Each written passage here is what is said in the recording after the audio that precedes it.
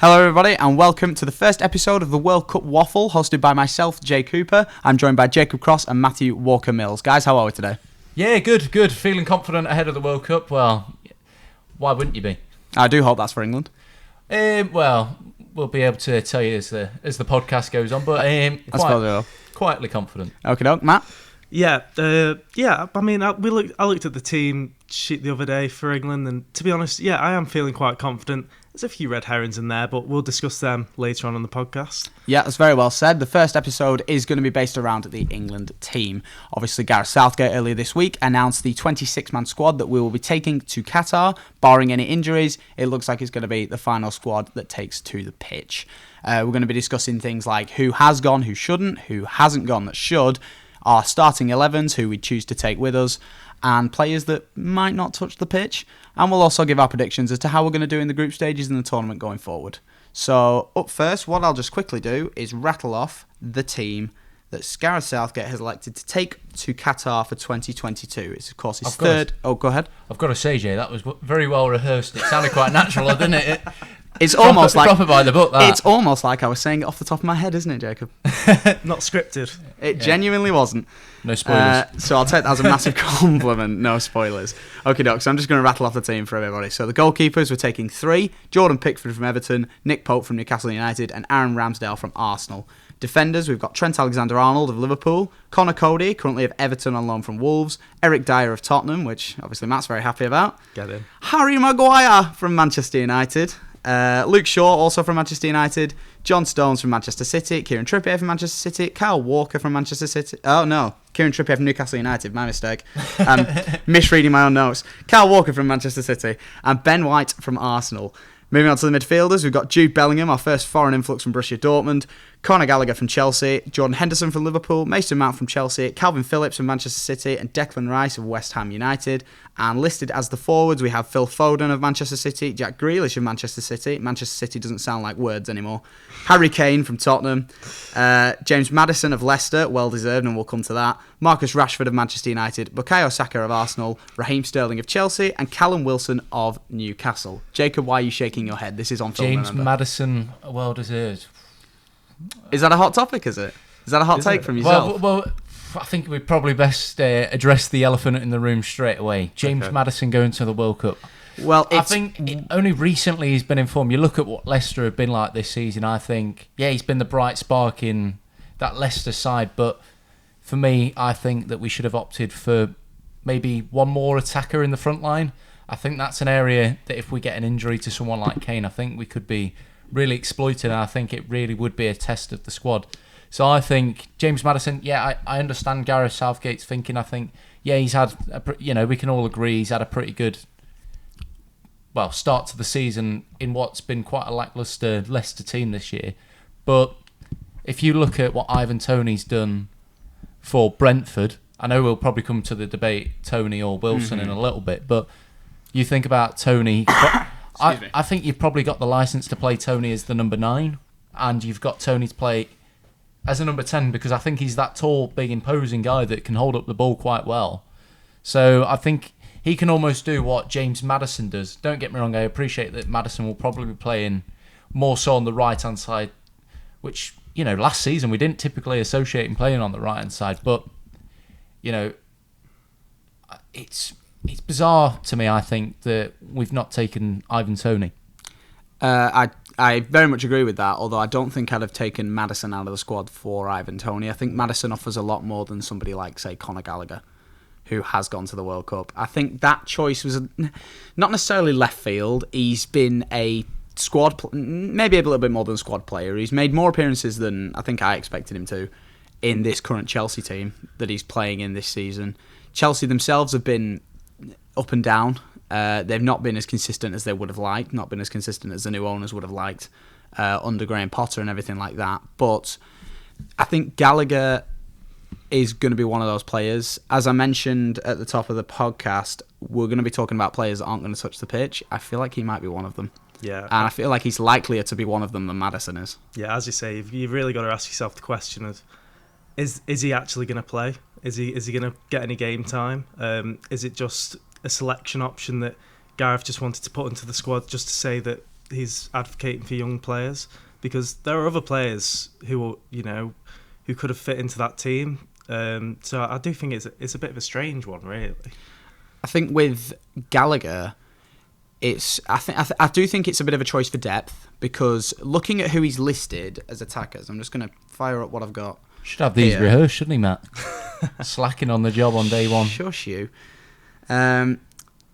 So looking at the players that are listed as forwards, you've got the likes of Grealish and Maddison, who are listed in this squad as forwards. Even Foden, who do play along the front lines for their current teams, but have played a lot of their careers as well in the midfield roles. Maybe in more of an advanced midfield role. They play in that number 10, perhaps, but it is still part of the midfield and not necessarily that front three or front two, depending on whatever formation you want to play. Gallagher offers something a little bit further back. But with Phillips back to fitness, Rice and Bellingham probably ensured starters, Henderson as well in the mix, also back to fitness, is there going to be a place for him?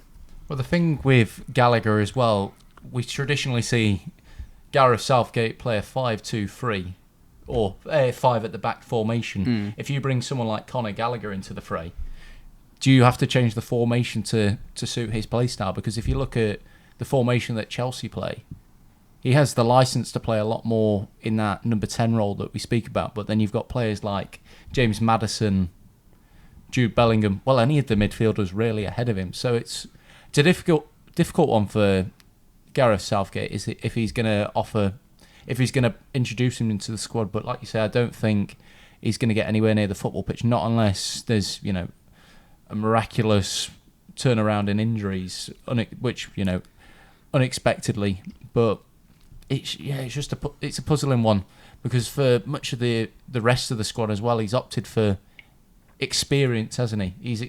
He's trusted. He's gone back to his trusty sort of players in the Euros. So I think it's bizarre, especially when he's not brought Ivan Toney into the picture, who many people have almost used the argument that he's not got the experience. But well, neither's Conor Gallagher either, I would argue. I think, although yes, there are a couple of red herrings in there that you don't get, you can't deny that the rest of the squad seems really, really strong. I think, especially when you've got players in there. Obviously, you've got Kane, who's played in the World Cup in 2018. You've got Jack Grealish, who's been, I get that some people say he's been on the bench a lot for City. When he's played, he's been an absolute impact player. But then you've got young players like Bellingham, who look amazing, who have come in. So I think, really, although there are a few red herrings, we have got a pretty strong team ready for the World Cup. Well, obviously, Jacob, you're just... I promise I'm not distracted here. I was going to say, I hope you're not writing a Snapchat message there in the corner of my eye. I'm not. I am just taking a couple of notes here, because I've got a couple of stats here.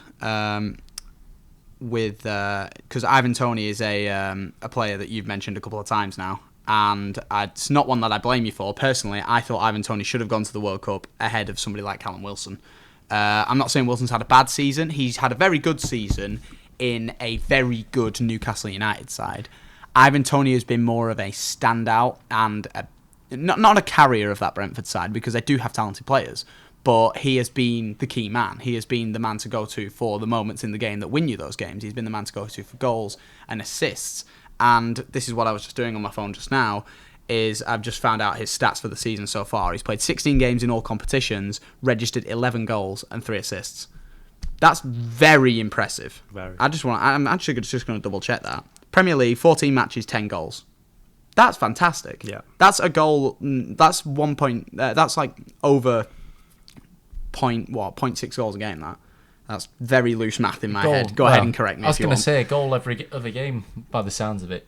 It is essentially, yeah, like it's even more prolific than that. And then in cup competitions as well, he's played twice and scored once and got an assist as well in there. So a goal contribution every game then in cup competitions so far this season. And it's really, like, those stats are very hard to argue with. And after being left out of that England squad, the first thing he did was score a brace at the Etihad. And claimed the win for Brentford, which I personally enjoyed very much. It was a brilliant game, that was. For the neutral. Brilliant. Yeah, certainly and for great. the Liverpool fan in myself Certainly great as well. to watch for the exactly, for the neutral fan in me, for the Tottenham fans in you, and the Liverpool fan in yourself. So make sure you don't get that the wrong way round. Just linking into that, by the way, if you're seeing the shirts on the front of the desk here, we have quite an array. We have a Tottenham shirt, which is for me as a Tottenham fan. We have a Liverpool shirt for Jacob, and Who's not a Liverpool fan? Who's not a Liverpool Oh, fan. okay. Behave, you two. And then we have the England shirt for everyone, and no shirt for Jay. There's no shirt for myself because apparently there wasn't any room. So next week, what's going to happen is there's going to be a big backdrop with the Preston North End badge on it.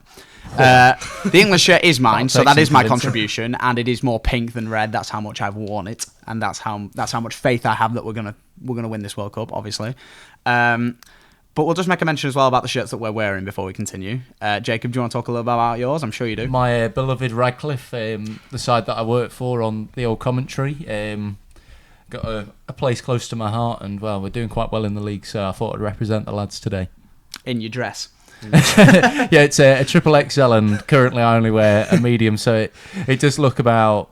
It could fit me about 4 times. Yeah, it is tucked into his pants at the minute, but I think it reaches his knees. He's doing the Matt, do you want to talk about yours? Yeah, so I work for a startup business. Well, they were a startup business called Family FC, and they're a great company. I've worked with them for 6 months, and I do a lot of the social media work. Basically, they are a company who have an app which helps parents and kids play football together. So it's really, really, really great company to work for, which is why I'm wearing their shirt today. Places that all you need to check out, and just one more for you. The shirt that I'm wearing is for Prestwich Hayes. It's actually last season's training shirt, this one. It's one that I got given when I was doing the media for the club. They're a North West Counties League team. Sorry? Slacking. You want to say that a little bit louder? Slacking I didn't quite hear you behind your cowardice. Slacking with the old training shirt. That's because not the real deal, is it, Matt? That's because, unfortunately, I'm not working for them anymore. Instead, I work for the North West Counties League as a whole as the league journalist. But if there's any writing pieces you want to check out from non-league football, that's the place you need to go. So Family FC, Radcliffe, Prestwich Hayes and the North West Counties League, write them all down. It's a proper variety, isn't it, lads? Very big variety. But just let's go back to what we were saying before we go on a bit of a tangent. Go ahead. We're speaking about Ivan Toney and Callum Wilson. And one point that came to mind when I was thinking about starting 11s and who makes it, who doesn't, is if you look at the way that Brentford and Newcastle play with them with the wide players, which is similar to Gareth Southgate. So you've got Miguel Almiron and Sam Maximan. That's the one. I was going to say my memory deceives me, but or Joe Willock when he's injured. But for Brentford, they play with a two up front formation usually. So if you look at why Gareth Southgate is potentially picked Callum Wilson, I'm a big advocate for Ivan Toney. I think he would have been brilliant to come off the bench, but it does make a lot more sense in terms of what they're used to. Are you teaching a striker almost a different role at the World Cup? And I think he's only had 4 days to work with the lads before it actually starts. So, do you stick to your tactics and not impose anything new? That's a question I've got for you guys. Do you think it's less of a risk to take someone like Ivan Toney, who's used to playing in a front two, rather than Callum Wilson, who's used to playing in the front three, which Gareth Southgate often relies on? Well, you mentioned about the playing styles of both teams. I feel like what's Newcastle also rely on, they don't tend to, at least they don't play with Callum Wilson as a target man, whereas Kane can be that. Obviously, Harry Kane, it's undisputed that Harry Kane is going to start every game that he can at the World Cup. Provided there's no injuries, he probably starts and finishes every game. And he is, 6'3", he's strong, he's imposing, and he's good with the ball at his feet. He is going to be a player that you're going to want to pass the ball to. Wilson is 5'9", 10, and quite injury prone. Is he going to be a player that you're going to want to give the ball to a lot of the time when he's surrounded by 6'4" South American defenders or anything like that? I've got to say, yes, I agree with your point completely. But I think Callum Wilson, he does have a bit of a flair to his game. I hate to admit this, but in the game he played against Tottenham, that goal he scored to take it past Lloris, it was a great goal, and he played so well that game, and it really frustrates me. But from that game and then other games, I mean, Newcastle have been a brilliant team in general, but I think from that, I think he is quite a strong advocate. Don't get me wrong. I think Tony would have been brilliant in the World Cup, and maybe if they dropped a midfielder or maybe dropped a defender, maybe he could have got into that squad. But I do see why he's picked Wilson. He wants someone who's different from Kane, someone who's a bit more, maybe just got a bit more flair. Don't get me wrong. Kane has that flair, but with Wilson, he's a bit more agile. Do you think he's more of a poacher then, Wilson?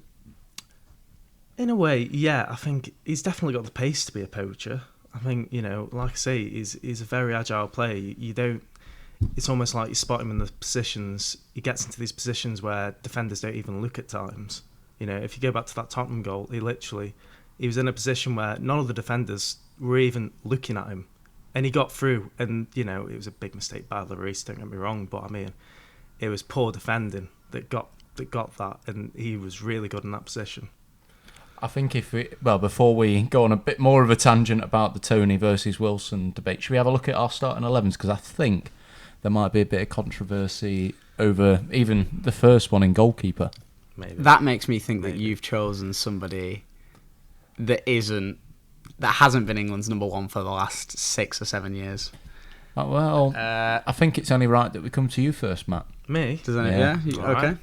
All right, so we'll just do the starting 11. So may as well do position by position, I think, and then we can try and reach a general consensus. We'll start from goalkeeper and then we'll end at striker. So for goalkeeper, we'll start with formation actually. So that's a good point actually. I believe that knowing Gareth, I believe it'll be you and him get on quite well, do you? Me and Gareth. we go, knowing Gareth, we go. To go chicken box with Gareth. You and Gaza, you have not just mentioned. We're editing that out. You have not just mentioned chicken box. Yeah. So I'd say it's probably going to be a 5. I'd say it's probably going to be a 5-3-2. Ooh, I see. I think it'll be a 5-2-3. I agree with you there, but go ahead, Matt. So I think it's gonna be Pickford in goal. I think the 3 centre halves. I think Harry Maguire, Stones, and Eric Dyer. You had to get your Spurs plug in there, didn't you? I knew you were dying to say that. I think midfielders: Harry Winks, Oliver Skip. Just rattle off the England I actually players. think that. I think both of these players should definitely start, and I think he may go for this. So I'm going to say Kieran Trippier left back, and then Alexander Arnold right back. What, in a 5-back? I've struggled to play left back and right back. Left wing back and right wing back. See, we don't care about the terminology. And then I think it's going to go for 3 midfielders and then 2 strikers. So I think the 3 midfielders will be Declan Rice, obviously. I think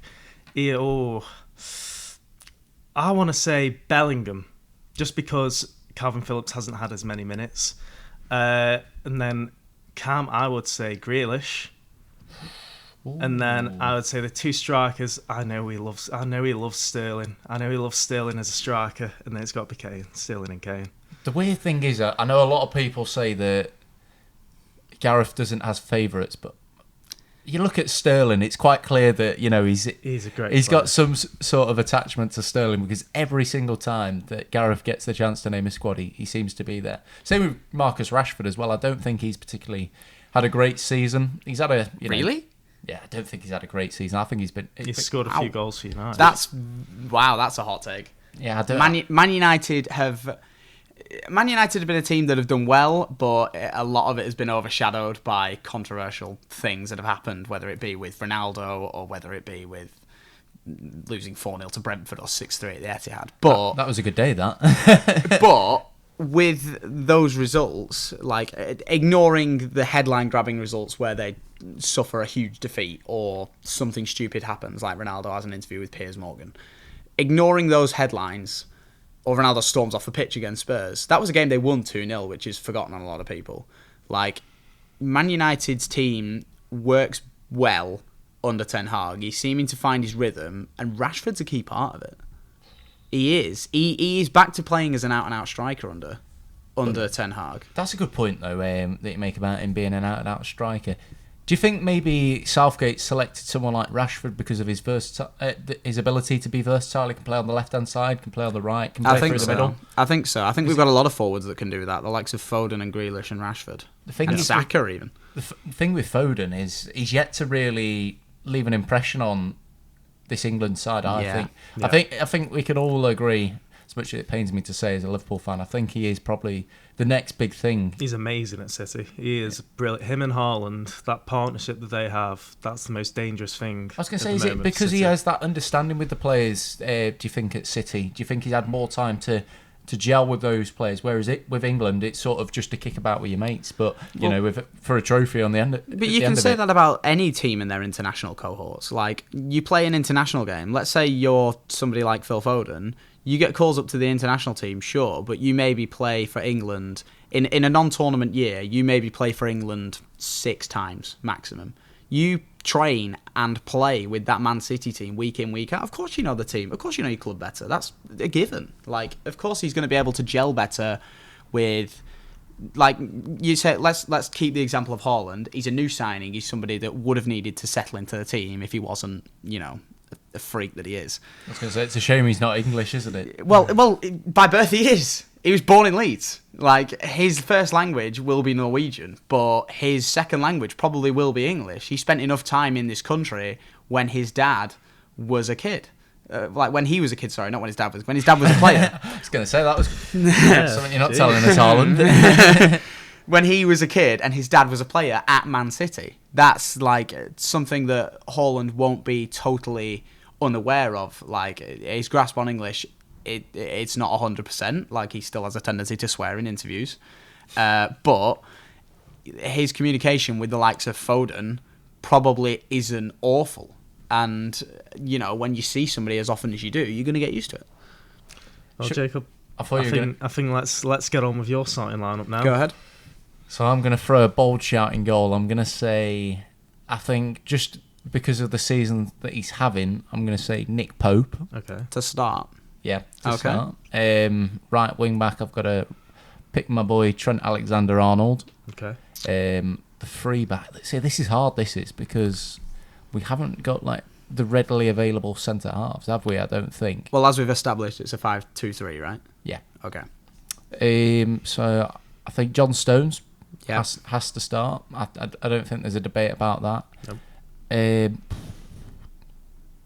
I think he will go Maguire, but it will all become available. Who are you going for? This is. I think I would go with Maguire if he can find the form that he did at the Euros. I think I'm not saying that he was proving that he was worth the 80 million price tag that was put on his head, but I think he was probably one of our most consistent defenders in that tournament last time. So I think I would pick Maguire because I think there's just something about it, whether it's a new bounce or new confidence that he finds in his game. I think, if we can somehow bring that back out in him, then I think it won't only do England the world of good, but I think it'll do him and Man United the world of good, because you think about how inconsistent Varane's been with injuries, and Ten Hag's, he's quite a defensive-minded manager. He likes his defence to be quite, aware. But I'm just trying to think centre-backs, because I don't think... Who's your third option, then? Yeah. Not Eric Dyer. Okay. Not Eric Dyer, not a chance. Okay. Yeah, I'm trying to think, actually. Yeah. Like, who are you going to take? Ooh, I probably would. White. Ooh, see... They are options, really. It's either Cody or White or Dyer. Or Walker, if he's 100%. See, we'll come back to that in a minute. When he's actually fit, I think Walker slots in at that right-sided centre-back role when he comes back, obviously.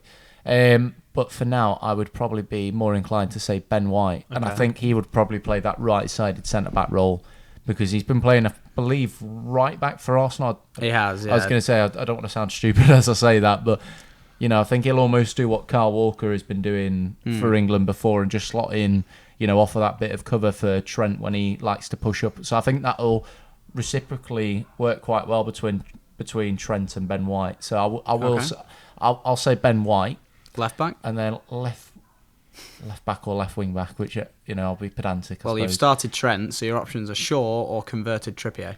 I think I'd say Luke Shaw. Going back to my point about Harry Maguire, he's just got that understanding with Luke Shaw, obviously playing with him at Man United when those two were, the last few seasons they played together quite, well, I wouldn't say well, but they've got that understanding between them.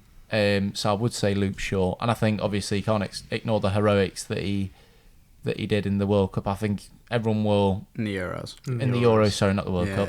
Yeah. Everyone will admit that he had a pretty tournament of his life. Yeah, at the Euros. Yeah, exactly. Almost, that'll be on his headstone when he. It was weird because in 50 years' time. It almost acted in a way that was weird because I don't think anybody expected it. But then the weird thing is he didn't carry it over into playing for Man United because everyone was calling for him to be started week in, week out ahead of Alex Telles, who I think's gone to Sevilla now. And well, he's never been able to replicate that form, which was, it's quite sad actually to see, but obviously quite joyful to see from a Liverpool perspective. Okay, so your midfielders. I'm not going to say Henderson, don't worry. I'm not going to get that one in, but I'm going to pick Curtis Jones. Paul, don't get me started on Curtis Jones. I'm not convinced by him at the minute. Anyway, but before I go on a bit of a tangent about Curtis Jones, I'm going to go for the man that will be signing for Liverpool in the summer, Jude Bellingham. Bold statement. Well, I think it will happen. Okay. I think we've got to go big and we've got to get a midfielder, especially with how our midfield's been playing this season. Florentino Perez has entered the chat. Next midfielder. See, this is hard because you made a good point when you came to your starting 11, which I don't usually give you credit for, Matt, actually. Is will Calvin Phillips be ready? He's only just returned. I believe his first game back was Chelsea in the Carabao Cup. So did he come on at all? He was on the bench. He did come on. All right. So I think Calvin Phillips arguably had a better tournament than Declan Rice last time at the Euros. Calvin Phillips got England's Player of the Year for last year. Yeah. You remember that? Yeah. I'm not saying Phillips was bad at all, but that was an award that he did not. That he probably should not have got. But I'm gonna back Declan Rice. I think I just don't think Phillips will be ready yet, and I think Gareth's probably had more time to work with Declan Rice over the Nation League games, so I think that's why he'll opt for Rice. But then forwards, I think this is when the headache comes in. As much as we've dragged on about the defenders, me, sorry. I think it is hard to decide a front three, but so let's go with left wing. Left wing. See, we've made the point about Southgate loving Sterling, which, does he? Well, yeah, of course he does. So I think he will go Sterling. Okay. Through the middle, don't think there can be any debate. Callum Wilson. I mean, Harry Kane, of course. And then right wing.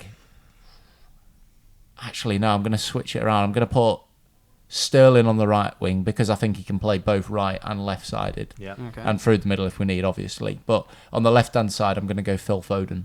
Okay. I don't think that's too bad. That's reasonable. Yeah. I'll take that. I was expecting you to give me a big backlash for that. No. I think we'll come to. There's a few things you've said in there, like you mentioned about. You said about Trent and Ben White as well. That's something that I want to come to. I don't agree with Pope, and I'll explain my starting 11 now, actually. And there is something I want to come to as well, because you mentioned about Southgate not picking favourites and Sterling and all that. That's another point I want to bring up in a moment. Do you not think Pope, because of Pickford's kicking ability, or do you think just because of how much of a cult hero Pickford is? I don't think he's a cult hero at all. I think me and you have had this conversation at some point. I don't think he's a cult hero. I think he's a reliable England number one, and he is. He had an incredible tournament at the Euros. He had a great tournament at the 2018 World Cup.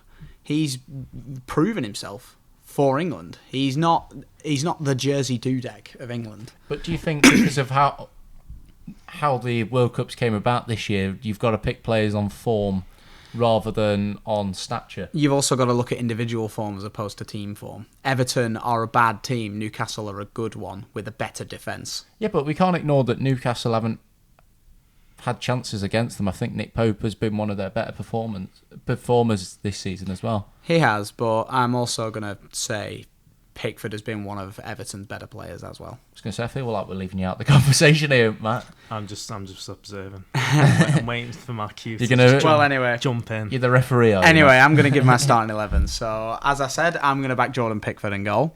On the right, I'm going to play Kieran Trippier, one of Newcastle's best players in a very 100%. Good Newcastle side, and a proven wing back for England as well. You're not meant to agree with him, man. I agree with him. He is absolutely. You've just said he'll play left back. Yeah, you can't say that you agree with him. But I'm keeping him in the team. That's he deserves I believe to start. He can play both sides. He has earned the start, and also, if he doesn't, I don't know if he does again at another tournament. I think he's definitely earned this. Your right-sided centre half, I'm gonna agree with what you said, Jacob, and take Ben White. I think he is a reliably I was torn between White and Dyer because Dyer's had a much better season than he has in recent years. But shocking. He is shocking. But it is. No, he's not. But it is. It is those individual moments in tournaments like this that matter so much. Well, this isn't a league. This isn't a league system where you can make an error one week and then redeem yourself with the next 6. These are 3 group games, and then it's knockout football. Individual moments win and lose you games in these tournaments. They win and lose you your chances in these tournaments. And Dyer is more error prone than White. I'm taking White as a right centre half. Central centre half is John Stones, ball player. Can't debate about ball that. player and England's most reliable defender. He is. Left centre half, Harry Maguire. He is so good for England. Yeah. It is. And it's he like is. a Pickford story, isn't it? And this is it as well, though. I think the difference here is that in England, he plays in such a different system to Man United. Man United play a set back 4. England don't. England play with 3 centre halves and 2 wing backs. Like that role that Maguire can play. How often, when he played for Man United last season under Ollie and Ranić, did he get caught out of position? 1,000,000 times a game. But is that because of the formation, do you think? I don't think it is, but I think it's because of the way he plays in the system they were trying to play him in. Because he likes to venture. He likes to go on. He'll go on a little run when he wants to, Maguire, because he's got the strength to. He's not going to get bullied off the ball. Well, he's a poor man's Matip, if you ask me. At least he very much shouldn't. He does occasionally for Man United. But when he does those things, if there are more than 1 centre-halves behind him, let's say Maguire goes on a little jaunt up the pitch in the group game against Iran, and then he loses the ball on the halfway line. Stones and, let's say, Ben White, if it's my starting 11, are already there to mop up. But they're used to playing back 4 football as well, aren't they? So they can Who are Stones and White? Yeah, they're used to dropping in as a 4, because you think about... Well, actually, it depends if Trent or Trippier goes up, because we could almost be caught out if you think about it. Because that's something I want to come to in a minute. But with I do think Maguire should start for England. I think he should be given his chances because he has earned them for England at least. And left back Luke Shaw, again, they have that connection in the England team, and it works better than it does at Man United because they play in a different system that benefits their playing styles much better. Your 2 midfielders, I'm sticking with your formation as well, actually, Jacob. I'm saying 5-2-3. 2 centre midfielders, I think it's a little bit more cut and dry than you were making it out to be. Declan Rice and Jude Bellingham. They are starting centre midfielders because they are the 2 most talented ones that we have. And Phillips, Phillips, had Phillips stayed 100% fit, he'd be in with a shout. Had he stayed at Leeds, he'd probably be in there ahead of Bellingham because of his experience in the England squad. But because he's come back from injury now to play maybe half the games he would have last season at Manchester City, because City's midfield is so stacked. He has got to fight for a place in that team. And I'd love to see him do that, but we haven't seen it yet. We've not had much chance to because of his injury. But I do think it's a risk to just throw him in on limited game time and the fact that he's been in a new environment. I think Bellingham and Rice are the safe options for your midfield. And for your front 3, obviously Harry Kane through the middle, that's undisputed. On the left, I'm taking Raheem Sterling because of the way he plays. He has been a good player in an inconsistent Chelsea side, and he is one of the most experienced players in that England squad as well. I think he might have the most caps out of anybody that's actually going to this Yeah, World that Cup. was on the pub quiz the other week, wasn't it? It was, yeah. He's had more. I think it was actually, wasn't it? I don't know if it's. I don't know. I don't know if it's he's the Yeah, most. it was. It was something like that. The question was, but he was the correct answer to the fact that he has had more caps for England than the likes of Harry Kane, and I think Pickford might have been in the question as well. Yeah, it was. Yeah. Maybe somebody like Stones has more than him, which wouldn't be the most fantastical thing in the world. But he's up there. He is one of the most senior players in that squad. Definitely. So Kane on the right, Sterling on the left, and on the right, Kane through the middle, Kane on the right. Versatile Kane, isn't he? Kane on the right. Kane through the middle, Sterling on the left. On the right, I'm actually surprised none of you have said this name yet. Bukayo Saka. Ooh, good point. I completely forgot he was going to the World Cup, to be fair. He has been one of the best players in the team that are currently 5 points clear at the top of the Premier League table. He's young. He's got so much to prove after the last tournament when it all went so wrong for us in the penalty shootout. I think he's going to be really hungry to perform well for He's England. definitely going to be motivated. I think he's definitely... After that last tournament, you've really got to think about how that's affected him and how he's grown through that. I mean, I hate to say it again, but Arsenal have been amazing this season, and, you know, I'm tearing up a bit right now, but... thought that was your hay fever. But, you know, he has really teared it up for Arsenal this season. And so, but, I mean, that's just down to the players. I think the players have been starved of success for so long. I think he's definitely going to be fighting in that World Cup to get into that squad. Trust the process. I think Bukayo Saka is Arsenal's next captain after Ødegaard leaves. I think he is. Provided he's still there, if Ødegaard leaves, Saka gets that armband. He has stepped up massively since the Euros last year. I don't think he's missed a penalty since then, which is good. Yeah. And I think... I do think he starts. Has he got the leadership qualities, though, to be a captain? Because I think you're probably more inclined to give it to a midfielder or a defender. Well, at such a young age, I think he does show that on the pitch. I think he does show that he is somebody that... Because he's not selfish either. He's not a selfish player.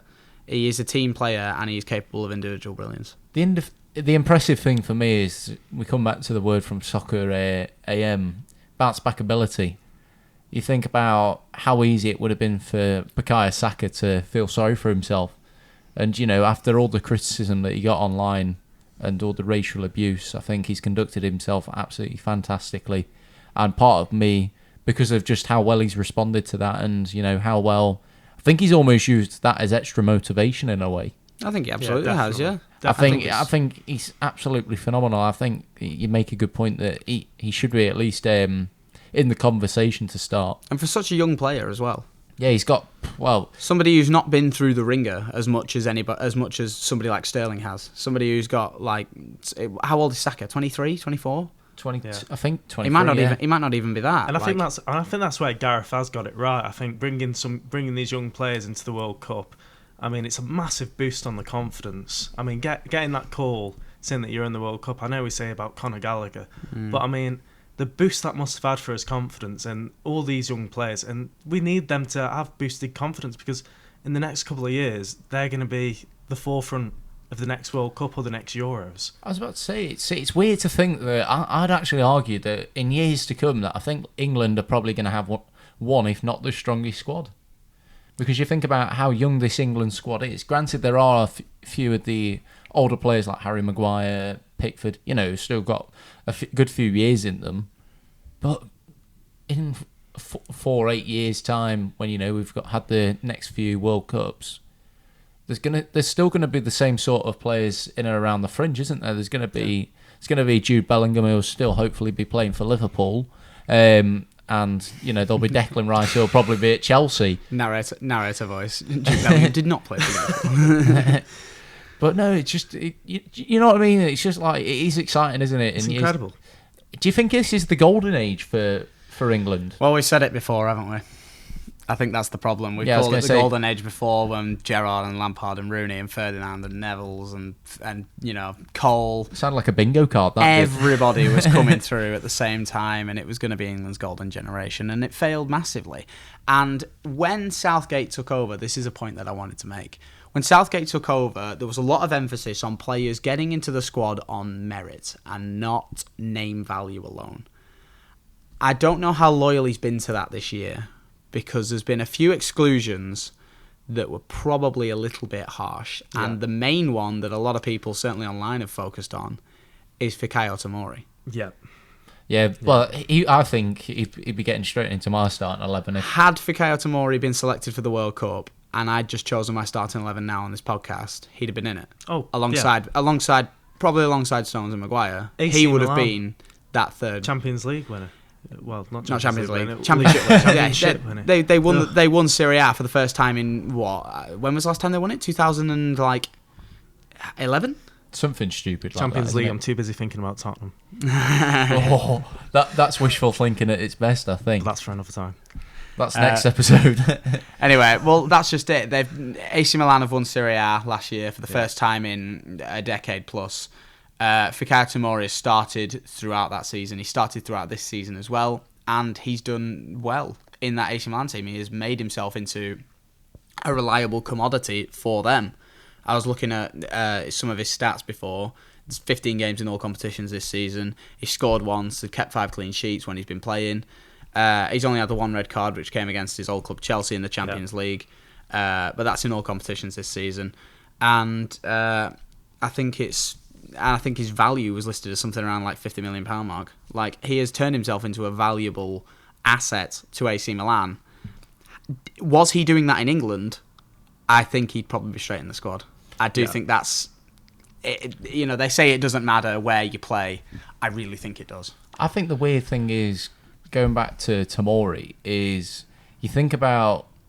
It's going to sound bizarre when I say this, but someone like Twanzebe, who almost did... It all makes sense in a second, but... Will it? Are you sure? Well, he's almost had like a similar sort of career path where he's gone to the lower leagues and got the T-shirt. You think about, I believe he went to Aston Villa when they were in the Championship, Villa, and Tomori went to Derby. Frank Lampard's Derby. Yeah, so at the same sort of time. But I think what Twanzebe's done, which is probably ruined his chances to play international football, is he's stayed in England and where the opportunities have been a lot more limited. Whereas Tomori, he's been a lot more open to opportunities and thrown himself at the deep end. Well, there's been success stories from players going abroad in recent years. It's not quite a trend yet, but it's getting there. Obviously, Jadon Sancho did so well at Borussia Dortmund. He's another omission from the England squad, but he's not had the game time this year at Man United, and he doesn't have the England experience to back up his claim.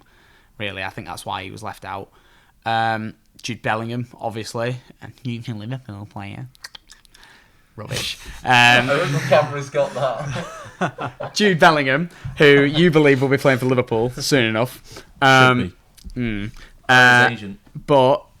another player who's managed to prove himself at Borussia Dortmund, and Fikayo Tomori has gone abroad to AC Milan and proven himself. I think those opportunities are there for young England players now. I think that players like Sancho and Bellingham and Tomori have proven that you can get over the language barrier and sort it. Tammy Abraham. He's gone to Roma. Oh, no, he's had a shocking season, though. He's not had a shocking season. He's had a less than... No, he's not. He's not been awful. He's just not been as good as he was last season. Last season, it was something like 17 goals in the league in 30-odd games. This season, it's 5 in 15. It's not as impressive, but it's not... we're not looking at Victor and Ichibi rates here. We're looking at a competent top-level striker. 5 in 15 is not awful. But if you look at the who's Liverpool's top scorer this season? Is it Firmino with 6? It's Firmino. With 6. Oh wow, that's so much more impressive than 5. I think Firmino should have gone to the World Cup. Personally. You do, but that's with Brazil, and that's not what we're looking at. Before we end up getting too off topic, I think the last thing we need to look at is the group that we're in. I think we have been listed in the group of death. Yeah, so this is something that I came across online not too long ago. According to the FIFA rankings, if you take the average of everybody's positions currently in the world rankings that FIFA have, the group with the highest average is England's. A group with ourselves, Wales, the USA, and Iran. It really doesn't sound like it, but I believe the lowest ranked team in our group is Iran, and the last I saw they were 15th, which I didn't know at all. Look at Jacob's face. I didn't know that at all, but it was just something I saw. It's missing a 1 at the start of it, I think. Well, that's just it. they've snuck up the FIFA rankings basically, and we are allegedly in the group of death. But when you consider that the likes of Qatar and Ghana are 50 plus, 60 plus in the ratings, it's no surprise that the averages are very much on their side and not ours in the other groups. Group predictions, though. I think, people might think that we have got an easy group, but I do think we really need to take into consideration the fact that we can't underestimate this group. I was talking to one of my friends who is a massive... friends. Funny Get guy. out. Get out. I was talking, Set myself up for that. I was talking to one of my friends who comes from Iran, who supports Iran, and he says, he was talking to me about the defence that Iran has, and they have got quite a good defence, and it's hard to, we all might say, oh, we'll go in and we'll we've got the better team, but I mean, sometimes it doesn't take the better team. That's another thing as well, though. England don't trounce teams. England don't play like Man City. We don't score 8 a game. Like, when we win 1 and 2-0. Like, we tend not to score loads and loads of goals and thrash teams, certainly not in international tournaments. Think about the Euros last year. We had a group that we looked at and thought it was easy. We had Croatia, who, all right, granted they got to a World Cup final in 2018, but a lot of their players are knocking on now. Yeah. We had Scotland, who we laughed at, and then we had Czech Republic. Scotland were the only team we failed to beat, but we finished that group stage with a goal difference of +2 because we won 1-0 and 1-0 against Croatia and the Czech Republic respectively. Like, we don't go out and demolish teams. If a team sets up defensively well, breaking them down is a difficult part of it. I think once we do that, we should be fine because we are defensively adequate, but we need to get there. We need to get through the back lines, and if Iran's set up defensively, it'll be difficult. The same with America and the same with Wales. Do you think, though, that Southgate sometimes is guilty of being in first gear for too long? Because he doesn't... When we go and grab one goal, I think momentum's a big thing in football, and it does shift into your favour, but I think he's just guilty of just trying to control the ball too much. I think sometimes we've got to go and take the game to teams and grab a second goal, and that can be the difference between a comfortable game and, well, an exciting game. We have the players to do that, but again, it's the strategies that Gareth employs, because we play in a 5-back with, like, we played at the Euros. We got to the final, didn't we? We played a 5-back formation, and we had 2 defensive midfielders in midfield all tournament, Calvin Phillips and Declan Rice. That is essentially 7 defenders right there. Like, that is 7 people who you could realistically, if you needed them to, could play centre-half. Like, the way we set up is very defensively minded, and yeah, it's boring. If it wins you games, I'm not going to complain. I'm not allowed to complain about defensive, boring football winning you games because I'm a Preston fan. But I was waiting for him to mention that. Yeah. Well, you've mentioned Liverpool 18 times this podcast so far. Yeah, but that's just about Jude Bellingham, not Liverpool itself. Anyway, boring defensive-minded football. Right, okay, yeah, it's not phenomenal to watch, but if it works, it works. It's what's given Antonio Conte a career. 100%. And Jose Mourinho, it's what's given him a career. Park the bus and all that. Like, ultimately, I'm not bothered if England win the World Cup by winning 1-0 in every game. Would I like to see it week in, week out? Would I like to see us take it to teams? If we go 1-0 up against a team like, say, well, we've got Wales in the group. Let's say we go 1-0 up. Would I like us to go again? Absolutely. I'd like us to carry on and try and score 3-4, but if it's a game against, let's say it's a knockout game and we get somebody tough, maybe not like Brazil, but like a Germany or something like that, we go 1-0 up on 70 minutes, I don't want us to try for a second. Hold. Like, if I would much sooner, maybe not I'd much sooner. Obviously, provided it would work, I'd like to see us go and get a second, which we did in the Euros, if you remember. Yeah. But had we not done that, had Kane not got that second goal and we just won 1-0 off that Sterling goal and played park the bus football for 20 minutes, I wouldn't have cared. I'd have had exactly the same amount of drinks that I did that night. It wouldn't have made a difference to me. I don't think I would have. I think one thing we need to really look forward to is just seeing how the team plays, because I think we've got such an exciting team. And this kind of leads me on to my 2 questions to you two. Mm-hmm. Yes, I am single. Sort of wrap us up, and You've said that now on a public forum. yeah, You're going to be inundated. Your Jade is going to absolutely ruin you now. So my two questions are, and I'll direct them to you first, Jacob. Who do you think is going to be the hardest team to beat in our group stage, and who do you think is going to be the player to watch Ooh. For England or? for England Okay. in the group stage? It's a good question. Well, good two questions, actually. I think the hardest team to beat will be, I think, Wales. Just because I think just every game that we seem to play against Wales always seems to be a tight affair. And, well, we can't ignore that they haven't got decent players in the arsenal as well, to be fair. Gareth Bale, Kefir Moore. You know, I know those aren't like sort of household names. Well, one of them is. Well, I mean, like nowadays. Ben Davis. yeah. Get the plug in. But I think Joe Roden. just because of what it means for both teams, just to have that extra bit of bragging rights, I think it'll almost spur both on, and I think it might be a chaotic game. I think it'll almost be like the Scotland game at the Euros, where, you know, people are going to think we're going to trouser them, but in actual fact, because of what it means for both parties, we'll see a completely different game. And then going to your second question, player to watch For the group stage. Ooh, it's difficult, to be fair. I think it'd be Jude Bellingham, Yeah. the Liverpool man in the summer. It'd be hilarious when he signs for Real Madrid.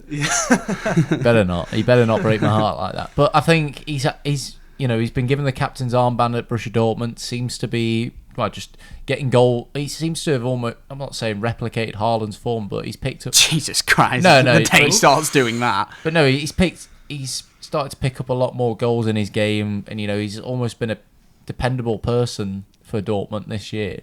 And think about how impressive he's been in the Champions League when we've watched him play teams like City, where both times he's been robbed a goal, but due to VAR, I think it'll be interesting to see how that's used in the tournament. God, didn't think about that. I don't want to talk about that. No, that's But I just think that Jude offers you something different in the midfield. We speak about the point where either of the midfielders that we've named in almost the pivot roles can play centre back as well. But I also think with Jude Bellingham, you can almost play him as a number 10 as well. I think if he has someone like Declan Rice to back him up as well, he'll almost have the license to run forward. He'll be able to drive at defences, and I think he'll almost act as that fourth attacker at times. Yeah, brilliant. Jay, listen to you. So most difficult game for the groups. Yeah. I honestly think Wales is going to be the easier one. Ooh. And I think, like you said, Wales there, and I get the whole, they're next door. There's going to be a little. It'll be a dirty game. Expect a red card in that one. I think. I'm not sure who'll get it, but there will be Ben Davis. Yeah, Joe Roden. There probably will be a red card in that game. There'll be many yellows, but I think Wales' team from years ago, when we used to when we played them in the Euros and we scraped a win against them, but then they went on to the semi-finals. That team is not the team that they have now. The team that they have now, they do their shopping in Leagues 1 and 2. It's really not as glamorous as it was for Wales. A lot of the players that made their names in the Euro 2016 are past it at this point. They've either retired from football, like Hal Robson-Kanu, or they are on their way out, like Ramsey, he's knocking on, Bale, he's knocking on. They're both very injury prone. These names that they have aren't what they were. I think the most difficult game, I don't know enough about Iran to say it'll be them.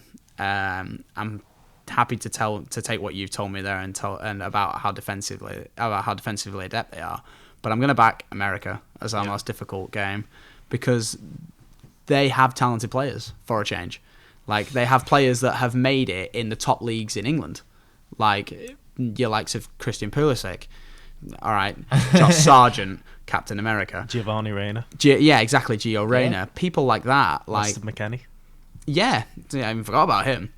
But players like that, like Zach Steffen, has been a backup at City for so long. He's not even in the squad, is he? I don't think. Isn't he? I think I read somewhere that Zach Stefan's not in the squad. He is. It must be. He is. I was only testing you anyway. I'm sure you that are. was my question in the quiz. I was going to say that would have thrown me right off. But players like that who make like a living at the top level is not something that America have had for a long time, aside from your Clint Dempsey's, your Landon Donovans. So I do think America are going to be. They're probably going to be second in our group. I'd put them as the other team that get out of the groups with us. As for the standout player, the breakout, what do we say? One to watch. I feel like I've already answered this question when I was giving my starting 11. It's Bukayo Saka. Is going to be the one to watch. I think on an international stage, this is going to be his breakout tournament. Yeah, because he's already had his breakout in the Premier League. He is, if not the first, then one of the first names on the team sheet for the team that are currently top of the Premier League. And on an international stage, he's not had much chance to prove it. The only thing he's really done is obviously missed a penalty in the final in 2021.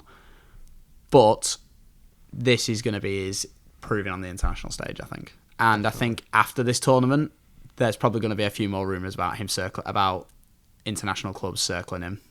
You know, Barcelona like throwing money at people. They might be interested in like a 80 or 90 million pound bid or something like that. Maybe. But I'm backing Saka as the one to watch. Brilliant. And I'm backing the US as our most difficult opponent. All right.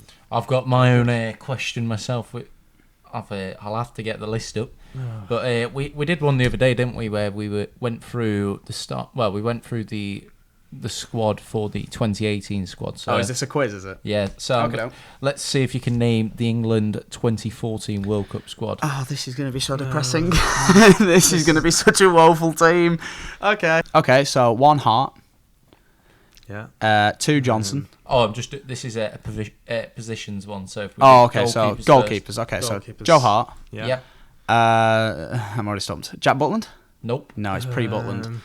John Ruddy. Nope. He was in the standby options. Oh, was he? Goodness gracious of me, this is already a disaster. Did they have a club that they played for at the time? Yeah, but it'll make it obvious if I tell you who. Why? Are they a one-club man? No, one of them plays for Spurs now. Now? Forster. Fraser Forster. And the Fraser other one's Ben Forster. Foster, isn't it? Yeah. Fraser Forster and Ben Foster. Wow. Yeah, so... Oh God, that's already... Chris Smalling. Smaldini will be in there. Mike Smalling. Is this just all of our defenders, yeah? Yep. Phil Jones. Yeah, Smalling and Jones will both Yep. be in there, won't they? Okay, so Terry? Nope. No, too old for Terry. Okay, Cahill? I didn't think anybody too old for Terry. Gary Cahill. Yep. Gary Cahill, Chris Smalling, Phil Jones. How many defenders have we got? You've got 1, 2, 3, 4 more 4 more. Right, okay. Why don't we just do the starting 11? because it's not on here. Oh. I'm slacking today, man. Glenn Yeah, Johnson. you are. Yep. Left backs. Danny Rose. Nope. I'm quite stumped. Ashley Cole. Nope. Leighton Baines. Yep. Yep. Okay. Phil Jagielka. Yep. And Ryan Shawcross. Nope. That'd have been a hell of a guess. Michael Dawson. Nope. Eric Dyer. Did you say Luke Shaw? No, but Luke Shaw. Yeah, they. Oh. Sure. I thought you Was said- he in it? Yeah. Wow. Wow, He he was would at have been Southampton a at the time. fetus at the time. Okay, so is that all defenders? Yeah. Yep. Okay, midfielders. Gerrard. Yep. Lampard. Might be too old for Lampard. Lampard. Yep. All right. Okay. Parker. Nope. No. New Scott Parker. Wow. Mason. Mason Mount. No, Ryan Mason. Ryan Mason. No. Mason Mount. I was gonna say. Age 10. Scholes. Nope. No, too old for Scott. Carrick. No. Carrick. Carrick. Nope. No Carrick. No Okay. Carrick. No party. Goodness. God, there's some horrendous people in it. Milner. Surely. Thank you. Barry. Nope. No. Drinkwater. No. Young. Nope. No Ashley Young. Nope. Wow. Is Rooney a midfielder or is he still as a forward? Forward. Right. Okay. We'll come to Okay. that in a minute then. How many have we got left? God. You got We've only answered 2. Literally, how many midfielders? 7. 7 midfielders. Oh wait, no, I got Milner, so we've got 3. Ox, Yep. Walcott, Nope. Lennon. Nope. They're wingers, aren't they? Yeah, but Ox is listed as a midfielder, so.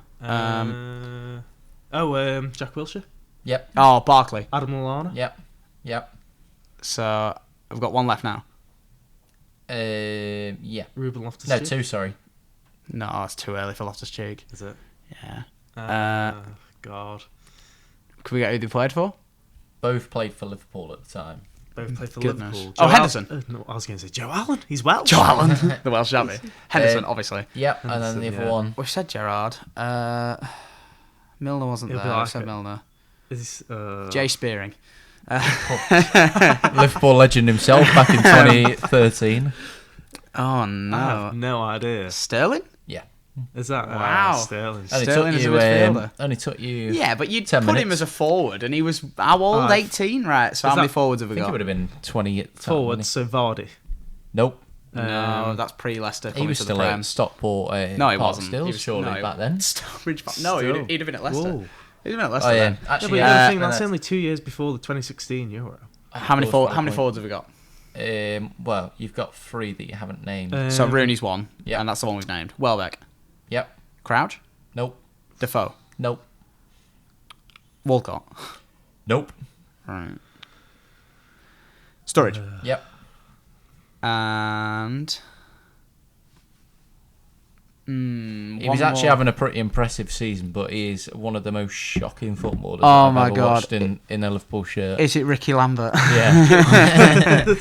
I got it, and Oh, I got it, wow. and then you said Liverpool, and it confirmed it. Yeah. Ricky Lambert. I've got a signed shirt by him on my wall. What did we do in that What did we do in that tournament? Did we lose 3 and just crash out in the groups? I think we scored like a whole of like 2 goals. I don't think we scored 2. I think we scored 1. Did we score against Italy? We scored 1 against Uruguay. We got pantsed by Costa Rica, and then God knows what I think, happened put it against this Italy. way, this- Balotelli fed us our own. This World Cup is looking a lot more exciting. Than that one.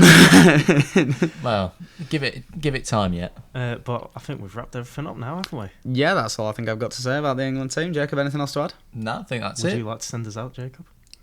Me? Send us Oh, home? Oh God, that's a brave oh, question that you is just brave, asked. isn't it? Well, thank you very Shush. But no, I think that does conclude this episode of the World Cup Waffle.